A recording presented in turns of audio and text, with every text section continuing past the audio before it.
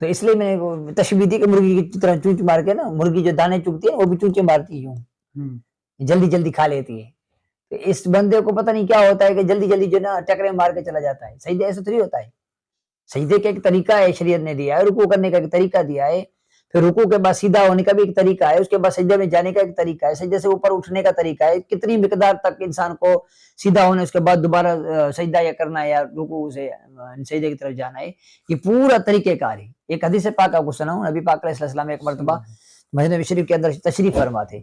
ایک شخص آئے تو اس نے نماز ادا کی نا، نماز پڑھنے کے بعد نبی پاک علیہ السلام کی بارگاہ میں حاضر ہو گئے، سلام عرض کیا. آقا علیہ السلام نے فرمایا کہ سلام کا جواب دیا اور فرمایا کہ تم جاؤ، تمہاری نماز نہیں ہوئی، دوبارہ نماز پڑھو. وہ گیا اور دوبارہ اسی طرح نماز پڑھ کے پھر آیا. پھر کریم آقا علیہ السلام نے فرمایا کہ تمہاری نماز نہیں ہوئی، دوبارہ نماز پڑھو. اس طرح 2 یا 3 مرتبہ اس نے کیا. پھر آخر کار آقا علیہ السلام بارگاہ میں آ کے عرض کرتا ہے یا رسول اللہ، مجھے نماز آپ